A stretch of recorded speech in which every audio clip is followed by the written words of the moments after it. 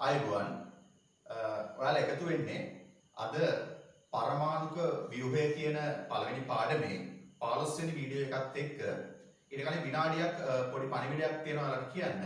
අද October 16 October 20 සහ 21 2022ට සහ 2021 A level කරන ළමයින්ට ප්‍රී සෙමිනාර් දෙකක් පැවැත්වෙනවා.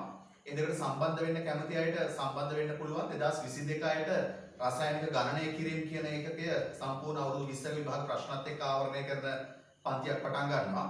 ඒ වගේම 2021 අයට ශක්ති විද්‍යාවෙන් පටන් ගන්නවා සම්පූර්ණ පහුගිය අවුරුදු 20ක විභාග ප්‍රශ්නත් එක්කම සිද්ධාන්ත ආවරණය කරන පන්තියක්. මේකට සහභාගී වෙන්න කැමැත්තක් තියෙනවා නම් 077 575යි 1000 කියන මගේ දුරකථන අංකයට ඇමතුමක් ලබා දෙන්න. සාමාන්‍ය ඇමතුමක් හරි WhatsApp මාර්ගයෙන් හරි ලබා දෙන්න. එතකොට මම අදාළ ලියාපදිංචි වීම කරන විදිය කියලා දෙන්නම්. හරි. පරමාණුක ව්‍යුහය කියන පළවෙනි ඒකකයේ වීඩියෝ 14ක් අපි දැන් කතා කරලා තියෙනවා. අද අපිට තියෙන්නේ මේ පාඩමේ අවසාන කොටසට සම්බන්ධ වෙන්න ආවර්තිතා වගුව සම්බන්ධ කොටසක් තමයි දැන් අපිට ඉතුරු වෙලා තියෙන්නේ. දැන් ආවර්තිතා වගුව ගැන අපිට ඉගෙන ගන්න තියෙනවා මූලද්‍රව්‍ය වර්ගීකරණය සම්බන්ධව. දැන් මූලද්‍රව්‍ය වර්ගීකරණය අද වෙනකොට තියෙන විදිහ තමයි අපි ඇත්තටම භාවිතා කරන්නේ. අද වෙනකොට මූලද්‍රව්‍ය 118ක් විතර ආවර්තිතා වගුවක් අංකණය කරලා අපිට ඒක භාවිතා කරන්න දෙනවා. උසස් පෙළදී ඔයාලා භාවිතා කරනවා. නමුත් ඒ ආවර්තිතා වගුව එක සැරේටම ගොඩ නැගුණු එකක් නෙමෙයි. දැනට අවුරුදු 200කටත් එහා ගිය ඉතිහාසයක ඉඳලා විද්‍යාඥයින් විවිධ අවස්ථාවල විවිධ විදිහට වර්ගීකරණ කර ඇවිල්ලා ඒවයි අඩුපාඩු දැකලා ඒවා වෙනස් කර ඇවිල්ලා බිහි වෙච්ච එකක් තමයි මේ නූතන ආවර්තිතා වගුව කියලා කියන්නේ. දැන් මීට අවුරුදු 200කටත් එහා ගිය ඉතිහාසයේ ඉඳලා බලනකොට දැන් තරම් මූලද්‍රව්‍ය හොයාගෙන තිබුණ නැහැ. අපි හිතමු 1800ට කලින් කියලා. අන්න එතකොට හොයාගෙන තිබුණේ මූලද්‍රව්‍ය ටිකයි. ඒ මූලද්‍රව්‍ය ටික ඉස්සර වෙලාම වර්ගීකරණය කරා ලෝහ සහ අලෝහ විදිහට. අපි හිතමු දැන් මෙන්න මෙහෙම කොටස් දෙකකට වෙන් කරලා මම මේ පැත්තට දානවා ලෝහ. ඒ වගේම මේ පැත්තට දානවා අලෝහ. මේ මුලදිම කරපු වර්ගීකරණයක්. එහෙම දාලා ලෝහ සතු ලක්ෂණ කිහිපයක් දෙනවා. ඒවා සංසන්දනය කරනවා අලෝහ සතු ලක්ෂණත් එක්ක. දැන් උදාහරණයක් විදිහට ලෝහ කියන එක දෙනවා ඝන ලෙස පවතී. මේවා ඝන. අලෝහ කියන ඒවා ද්‍රව සහ වායු. ඔය විදිහට පවතී කියලා ඒගොල්ලෝ වෙන් කරා. ඒ වගේම කිව්වා ලෝහ හොඳ විද්‍යුත් සන්නායක. මේවා හොඳ විද්‍යුත් සන්නායක. අලෝහ කියන ඒවා විද්‍යුත් සන්නායක නෙමෙයි. ඒ වගේම ලෝහ ඔක්සයිඩ බාෂ්මිකයි. මේගොල්ලෝගේ හදන ඔක්සයිඩ බාෂ්මිකයි. ඒ වගේම අලෝහ වලින් හදන ඔක්සයිඩ ආම්ලිකයි. ඔන්න ඔය වගේ ලක්ෂණ ගණනාවක් තව ලක්ෂණ කීපයක් ගන්න පුළුවන්. ඔහොම ලෝහ සහ අලෝහ කියලා වෙන් කරා. ඔක වෙන් කරලා භාවිතයේ පහසුව සඳහා මෙහෙම වර්ගීකරණයක් කරාට ටිකක් යනකොට දැක්කම මේක අඩුපාඩු තියෙනවා. සාමාන්‍ය ටික කාලයක් යනකොට නේ ඕනම දෙයක අඩුපාඩු පේන්නේ. ඒ වගේ මේ ලෝහ අලෝහ වර්ගීකරණයේ යම් අඩුපාඩු දකින්න පුළුවන් වුණා ටිකක් පුරේ යද්දී. දැන් උදාහරණ වලින් පැහැදිලි කරනවා නම් දැන් මෙයාලා කියනවානේ ලෝහ ඝන ලෙස පවතී, අලෝහ ද්‍රව සහ වායු ලෙස පවතී. අපි දන්න ගොඩක් ලෝහ ඝන විදිහට තියෙනවා. ගොඩක් අලෝහ ද්‍රව වායු විදිහට තියෙනවා. ඒක හරි. නමුත් මේකට නොගැලපෙන අවස්ථාවක් හොයාගත්තා රසදිය කියන එක. රසදිය Hg. මේ Hg කියලා කියන්නේ ද්‍රවයක් ලෝහයක්. ලෝහමය ද්‍රවයක් තමයි රසදිය කියලා කියන්නේ. එතකොට මෙන්න මේ අවස්ථාවට ගැලපෙන්නේ නැහැනේ. මොකද මෙතන කියන්නේ ලෝහ ඝන ලෙස පවතී කියලානේ. එතකොට ලෝහයක් ද්‍රව විදිහට පවතින හින්දා මේ රසදිය ද්‍රවයක් විදිහට පවතින හින්දා මේක නොගැලපීමක් විදිහට දැක්කා. ඒ වගේම මෙයාලා කිව්ව ලෝහ හොඳ විද්‍යුත් සන්නායක, අලෝහ විද්‍යුත් සන්නායක නෙමෙයි කියලා. දැන් කාබන් කියන අලෝහය ගත්තොත් එයාගේ තියෙනවා බහුරූපී ආකාරය කියලා මිනිරන් ආකාරය සහ දියමන්ති ආකාරය. ඕකෙන් මිනිරන් කියන ආකාරය විද්‍යුතය සන්නායනය කරනවා. එතකොට කාබන් අලෝහයක් විද්‍යුතය සන්නායනය කරනවා. සාමාන්‍යයෙන් ලෝහනේ විද්‍යුත් සන්නායක වෙන්නේ. අන්න ඒකින්ද මෙතන කාබන් කියන අලෝහය විද්‍යුත් සන්නායකයක් විදිහට ක්‍රියාත්මක වෙන්න පුළුවන් හැකියාවක් තියෙන හින්දා ඒකත් නොගැලපීමක්. ඊළඟට දැන් ලෝහ ඔක්සයිඩ් භාෂ්මිකයි අලෝහ ඔක්සයිඩ් ආම්ලිකයි කියනවනේ. සමහර ඒවායි තියෙනවා ඇත්තටම ලෝහ අලෝහ ලක්ෂණ දෙකම පෙන්වන මූලද්‍රව්‍යයක් තියෙනවා. මේ පැත්තේ ලක්ෂණක් පෙන්වනවා මේ පැත්තේ ලක්ෂණක් පෙන්වනවා. ඒකත් ගැටලුවක් වුණා. මෙන්න මේ වගේ ගැටලු හින්දා මේ වර්ගීකරණය අතාරලා දැම්මා ලෝහ සහ අලෝහ විදියට මූලද්‍රව්‍ය වෙන් කිරීම. ඕක මුලදිම තිබිච්ච වර්ගීකරණයක්. ඊට පස්සේ ඩබරයින් කියලා කෙනෙක් ත්‍රික විදිහට වර්ගීකරණයක් ඉදිරිපත් කරා. ඩබරයින්ගේ ත්‍රික නියමය කියලාත් අපි ඔකට කියනවා. ඩබරයින්ගේ ත්‍රික නියමය. ඩබරයින්ගේ ත්‍රික වර්ගීකරණය එහෙම නැත්නම් ත්‍රික නියමය. ඩබරයින්ගේ ත්‍රික නියමය. මේකෙදි මෙයා කිව්වේ මෙයා ඒ කාලේදී හොයාගෙන තිබුණු මූලද්‍රව්‍ය තුනේ ගොනු විදිහට වෙන් කරා. මෙහෙම ගොනුවක් ලිතියම්, සෝඩියම්, පොටෑසියම් එක ගොනුවක්, ඊළඟට ක්ලෝරින්, බ්‍රෝමීන්, අයඩීන් තව ගොනුවක්. ඔය විදිහට මූලද්‍රව්‍ය ගොනු විදිහට වෙන් කරා ඒ කාලේ හොයාගෙන තිබුණු මූලද්‍රව්‍ය.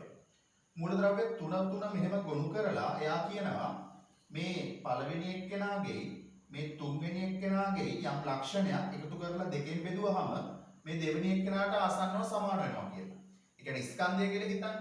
මේ ලිතියම්ගේ ස්කන්ධයයි පොටෑසියම්ගේ ස්කන්ධයයි අරගෙන එකතු කරලා දෙකෙන් බෙදලා ගත්තහම සෝඩියම් ස්කන්ධයට සමාන වෙනවා වගේ කතාවක් තමයි මෙයා කියන්නේ. දැන් මෙයාගේ ඝනත්වය කියන්නේ මෙයාගේ ඝනත්වය එකතු කරලා දෙකෙන් බෙදුවම මෙයාගේ ඝනත්වයට සමාන වෙනවා කියලා. ඉතින් මෙහෙම යම් ගැළපීමක් තියෙනවා. නමුත් තියෙන මූලද්‍රව්‍ය ඔක්කොම මෙහෙම තුන ගොනු කරන්න බෑ. අනිත් එක මේකෙත් විවිධ අඩුපාඩු තියෙනවා. ඒ හින්දා මේ වර්ගීකරණයත් අසාර්ථක වර්ගීකරණයක් මේකත් අතහැරලා දැම්මා. ඊළඟට තවත් වර්ගීකරණයක් ඉදිරිපත් කරනවා නිව්ලන්. ඒ කාලේ නිව්ලන්ගේ අෂ්ටක නියමය කියලා මේක ජනප්‍රිය වුණා. නිව්ලන්ගේ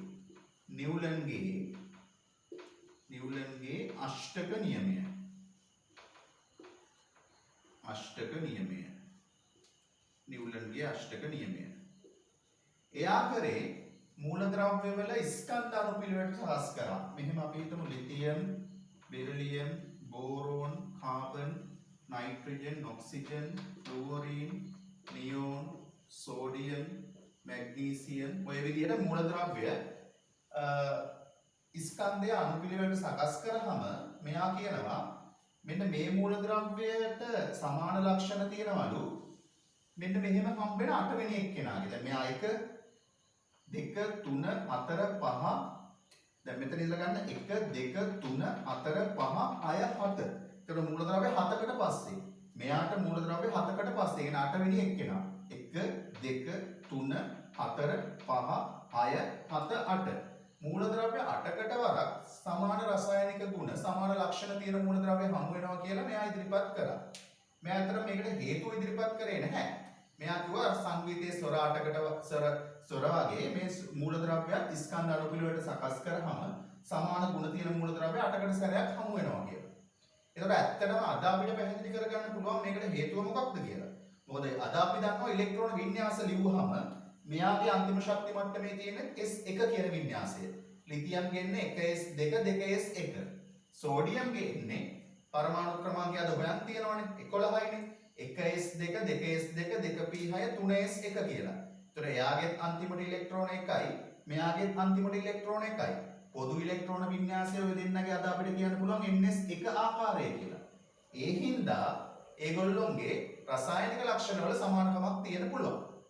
හැබැයි මෙයා ඒ කතන්දරේ දැනගෙන නෙමෙයි මෙයා හොයා ගැනීමක් කරලා කිව්වා මෙන්න මේ විදිහට 8කට වරක් සමාන ගුණ තියෙනවා කියලා. මේක ඇත්තටම ඒ අවස්ථාවේ දැන් අද නම් IUPAC එක කියලා තියෙනවනේ අන්තර්ජාතික ශුද්ධ හා ව්‍යවහාරික රසායන විද්‍යා සංගමය. ඒ කාලේ තිබුණේ රාජකීය රසායන විද්‍යා සංගමය කියලා එකක්. ඒ රාජකීය රසායන විද්‍යා සංගමයට මෙයා මේක ඉදිරිපත් කරා.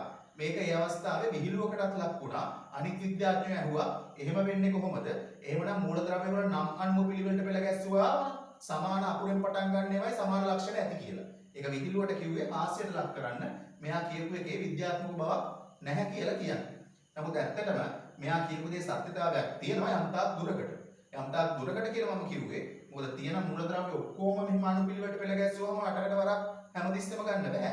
ස්කන්ධ වැඩි වෙලා යනකොට වෙනස් වෙනවා. මොකද අපි දන්නවා පළවෙනි මූලද්‍රව්‍ය කීපය ගත්තහම SP වල විතරයි පිරෙන්නේ. S වල, P වල ඊළඟ D වලත් පිරෙන්න ගන්නවානේ. ඊළඟ F වලත් පිරෙන්න ගන්නවානේ. එතකොට ඔක වෙනස් වෙනවා. අපි ඒ ගැන ඉස්සරහදී බලමු. එතකොට මෙන්න මේ වගේ මේ මම ඉතිහාසය පැහැදිලි කරේ ඔයගොල්ලන්ට යම් අවබෝධයක් මේකට අවතීර්ණ වෙන්න. එතකොට මූලද්‍රව්‍ය වර්ගීකරණයේ ඔයගේ ඉතිහාස කතාවක් තියෙනවා. ඒ විවිධ වර්ගීකරණ තිබිලා තියෙනවා. ඒ වර්ගීකරණ වල විවිධ අසාර්ථකකම් දැකලා ඒව අතෑරලා නූතනව අද අපි පාවිච්චි කරන ආවර්තිතා වග ගොඩනගලා තියෙනවා. ඒකේ අඩුපාඩු නැතුව නෙමෙයි අපි ඒවත් සාකච්ඡා කරනවා.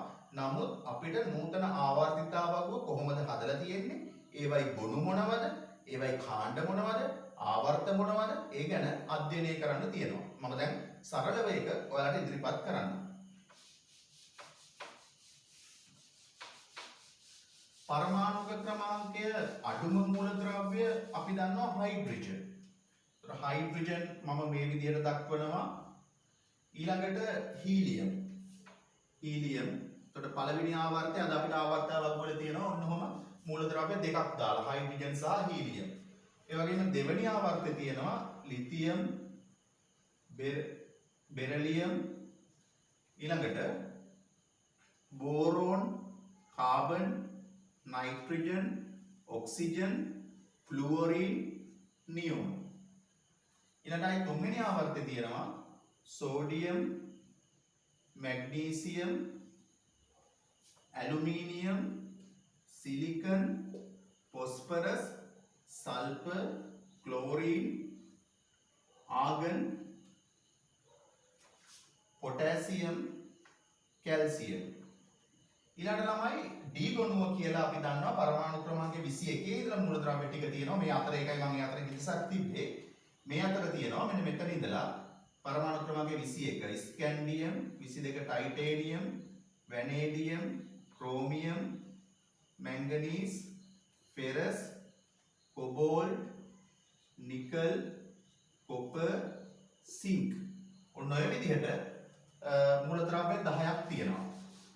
අයම් ලියන scandium, titanium, vanadium, chromium, manganese, ferrous, cobalt, nickel, copper, zinc.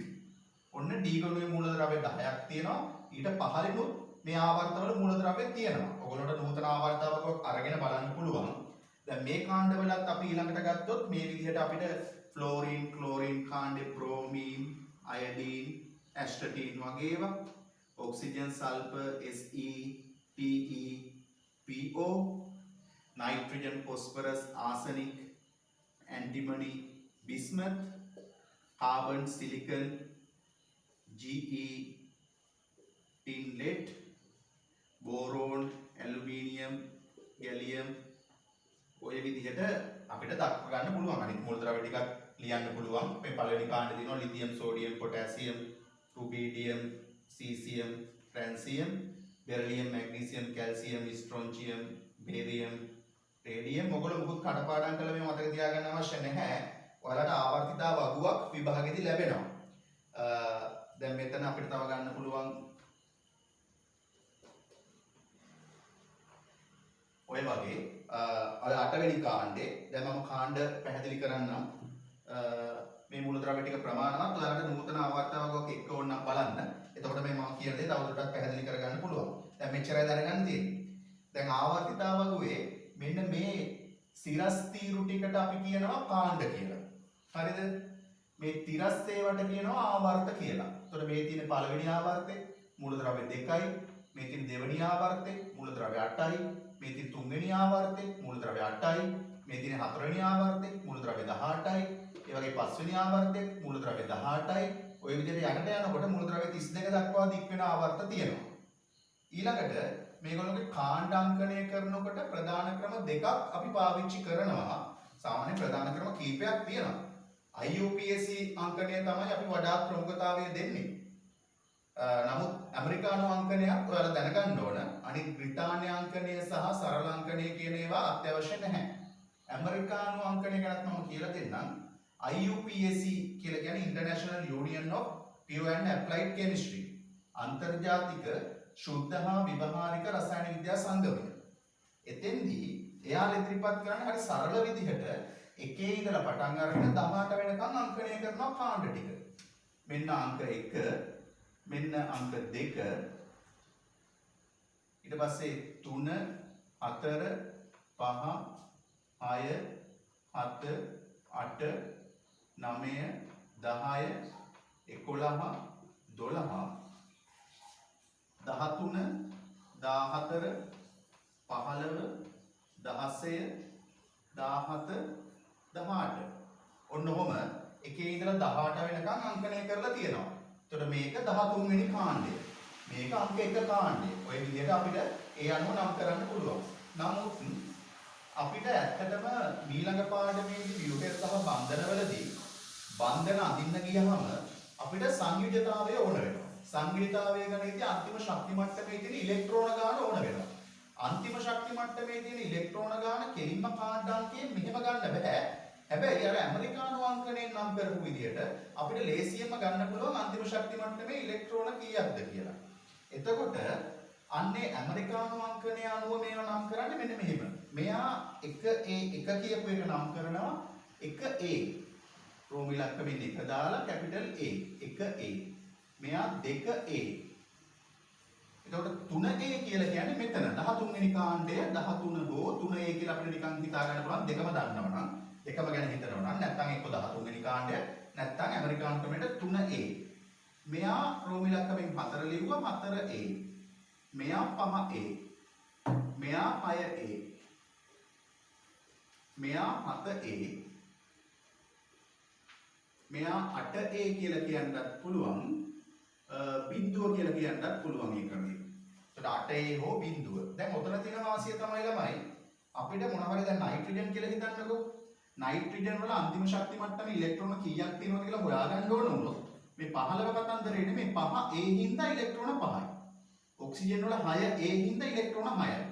Boron වල 3A හින්දා ඉලෙක්ට්‍රෝන 3යි. අන්න එහෙම අන්තිම ශක්ති මට්ටමේ තියෙන ඉලෙක්ට්‍රෝන ගාන හොයාගන්න ඔන්න ඔය අංකණේ වැදගත්. එතකොට මෙන්න මේ D ගුණුවේවත් අංකණය කරා මෙන්න මේ විදිහට ඔය ක්‍රමයේදී. මේක 3B. මේක 4B. මේක 5B.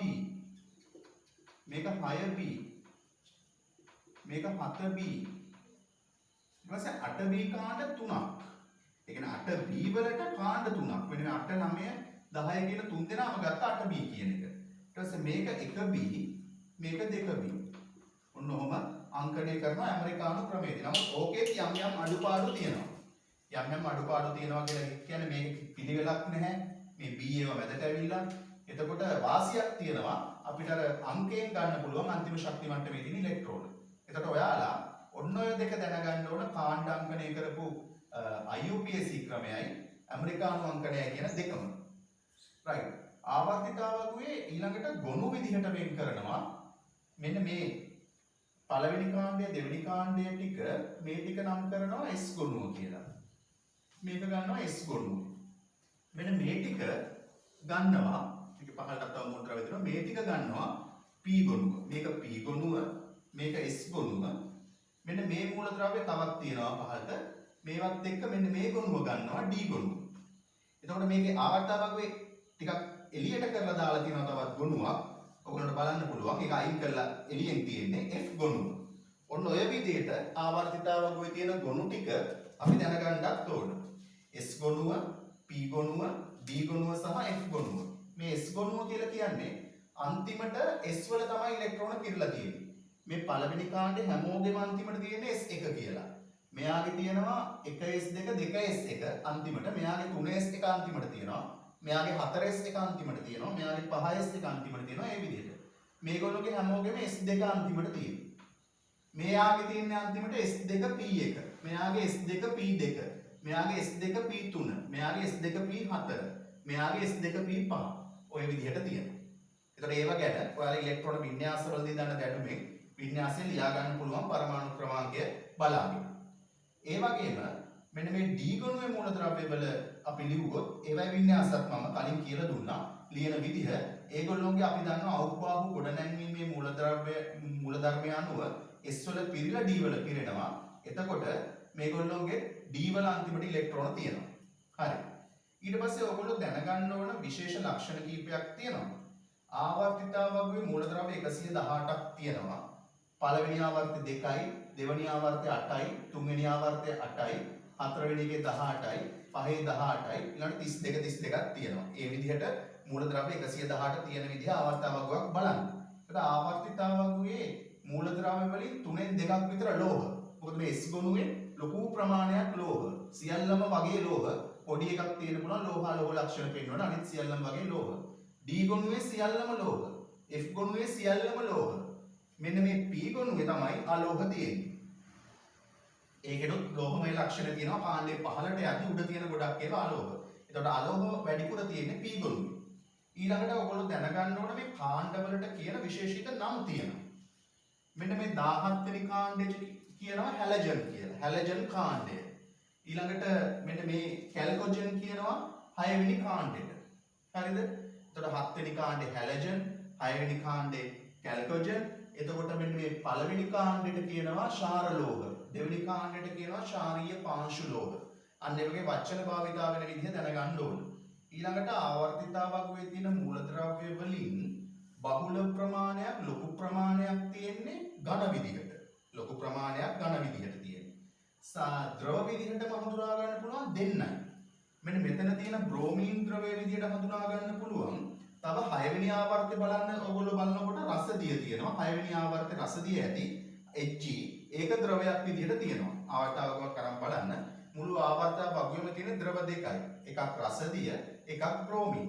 ඊළඟට එක සැරයක් විභාගයට අහලා තියෙනවා මම විභාග ප්‍රශ්න ඉස්සරහදී කරනවා. ආවර්තිතාවකයේ තියෙන වායුමය මූලද්‍රව්‍ය ගන්න. උච්ච වායු වල තියෙනවා 6ක්. ඊළඟට තව වායු විදිහට තියෙනවා ෆ්ලෝරීන්, ඔක්සිජන්, නයිට්‍රජන්, ක්ලෝරීන්, හයිඩ්‍රජන්. එතකොට ඔක්කොම වායු තියෙනවා 11ක්. ද්‍රව දෙකයි වායු 11යි අනිත් ඔක්කොම ඝන විදිහට තියෙන්නේ. ඕකෙන් විවිධ ප්‍රශ්න විවිධ අවස්ථාවල අහලා තියෙනවා. ද්‍රව අයිති වන ආවර්ත. එතකොට බ්‍රෝමීන් අයිති වන ආවර්තේ, රසදිය අයිති වන ආවර්තේ. එකම කාණ්ඩයේ ඝන ද්‍රව වායු කියන භෞතික අවස්ථා තුනම තියෙන්නේ කාගෙද? මේ 17 වෙනි කාණ්ඩේ. හැලජන් වල ෆ්ලෝරීන් වායු, ක්ලෝරීන් වායු, බ්‍රෝමීන් ද්‍රව, අයඩීන් ඝන, ඇස්ටටීන් ධන. එතකොට එහෙම ප්‍රශ්න අහන්න පුළුවන්. ඒවකට සම්බන්ධව අපි මේ පාඩම දැන් ඉවර කරලා ඔක්කොම මේ කොටසෙන් ආපු විභාග ප්‍රශ්න ටික අවුරුදු 20ෙම බලමු. එතකොට ඒව ගැන අපිට පැහැදිලි කරගන්න පුළුවන්. තව විශේෂ දෙයක් කියන්න ඕන. මෙන්න මේ ආවර්තතාවගුවේ 18 වෙනි කාණ්ඩයේ උච්ච වායු අන්තර්ගත කාණ්ඩය ඕක නිෂ්ක්‍රීය වායු කාණ්ඩය කියලා කියනවා, විරල වායු කාණ්ඩය කියලා කියනවා. හැබැයි නිෂ්ක්‍රීය වායු කියන එක එච්චරම සාධාරණ නැහැ. මොකද නිෂ්ක්‍රීයයි කියන්නේ ප්‍රතික්‍රියා කරන්නේ නැහැ කියන එකනේ. හැබැයි මේ ආවර්තිතාවගුවේ මෙන්න මේ කාණ්ඩේ තියෙන මේ Xe වගේ කට්ටිය ප්‍රතික්‍රියා කරනවා F2 වගේ අයත් එක්ක ඒ අවශ්‍ය පීඩන තත්ත්ව ලබා දුන්නොත් උෂ්ණත්ව තත්ත්ව. ඒ කියන්නේ අවශ්‍ය ඉහළ උෂ්ණත්ව පීඩන තත්ත්ව ලබා දීලා මෙයා ප්‍රතික්‍රියා කරවන්න පුළුවන්. මෙයා ප්‍රතික්‍රියා කරවන්න පුළුවන් කියන්නේ මෙයා නිෂ්ක්‍රීය නැහැනේ. නිෂ්ක්‍රීය නැති හින්දා මේක නිෂ්ක්‍රීය වායු කියන එක එච්චර ගැලපෙන්නේ නැහැ. ඊළඟට විරල වායු කියලාත් ඔකට පාවිච්චි කරන කාණ්ඩයට විරල වායු කියන එක ගැලපෙන්නේ නැහැ. මොකද මෙන්න මේ ආගම් කියන කෙනා වායු ඔක්කොම අපි අණුපිළිවෙලට පෙළ ගැස්සුවොත් ප්‍රතිශත අණුව වැඩිම තියෙන නයිට්‍රජන් 78ක් විතර තියෙනවා වායු ගෝලේ. ඔක්සිජන් 120ක් 21ක් වගේ තියෙනවා. ඊළඟට 101ක් විතර තියෙනවා ආගම්. ඒතර ආගම් තමයි තුන්වෙනියට වැඩිම වායු ප්‍රතිශතය තියෙන්නේ. එතකොට මේක විරලයි කියන එක ගැලපෙන්නේත් නැහැනේ. ඒ හින්දා උච්ච වායු කියන එක ගැලපෙනවා. විරල වායු, නිෂ්ක්‍රීය වායු කියන එක භාවිතා වුණාට ඒතරම්ම ගැලපෙන්නේ නැහැ. ඒක ගැන අවධානය තියාගන්න. ඊළඟට අපිට ප්‍රශ්න අහනකොට විභාගෙදී තව අහන්න පුළුවන් මේගොල්ලෝගේ ඉලෙක්ට්‍රෝන පිරෙන විදිය සම්බන්ධව. තව දැනගන්න මේ S හා P ගොනුවේ මූලද්‍රව්‍ය වල අන්තිම ශක්ති මට්ටමේ තියෙන ඉලෙක්ට්‍රෝන ගාණෙන් කාණ්ඩ අංකයක් නිරූපණය වෙනවනේ.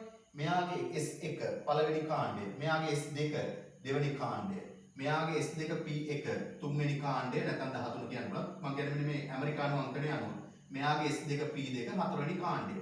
අන්න ඒ වගේ අන්තිම ශක්ති මට්ටමේ තියෙන ඉලෙක්ට්‍රෝන සංඛ්‍යාවෙන් ඒගොල්ලෝගේ කාණ්ඩය නිරූපණය වෙන හින්දා මේ S හා P ගුණ වල අයට කියනවා නියෝජක මූලද්‍රව්‍ය කියලා.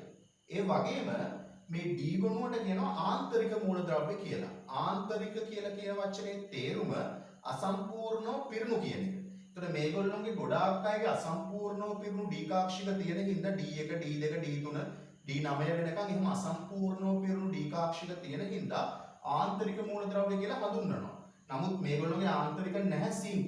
මොකද මෙයාගේ D10 තියෙනවානේ. ඉතින් ආන්තරික බව සම්බන්ධව D ගොනුවේදී මම කතා කරනවා. එතකොට ඒක තවදුරටත් පැහැදිලි කරගන්න දැන් දැනගන්න D ගොනුව කියන්නේ ආන්තරික මූලද්‍රව්‍යයක් කියලා කිව්වොත් D ගොනුවේ මූලද්‍රව්‍යයක් කියලා අපි සලකනවා. F ගොනුව ගැන අපේ සිලබස් එකේ නැහැ. ඒක අපි අති ආන්තරික මූලද්‍රව්‍ය කියලා හඳුන්වනවා. ඒ ගැන එච්චර අවධානයක් යොමු කරන්න අවශ්‍ය නැහැ. අපිට ගොඩක් ඉගෙන ගන්න තියෙනවා වෙනම පාඩමක් විදිහට ඉන්ऑर्गेनिक කෙමිස්ට්‍රි වලදී මේ S ගොනුව, P ගොනුව සහ D ගොනුව. මම හිතනවා දැනට ඔයාලට මේ සම්බන්ධව මේ දැනුම ප්‍රමාණවත්. මම ඊළඟ වීඩියෝ එකේදී මේක ඉතිරි ආවර්තාවගුවේ ඉතිරි කොටස කතා කරලා අවශ්‍ය විභාග ප්‍රශ්න ටිකක් සාකච්ඡා කරන්න දෙන්නම්.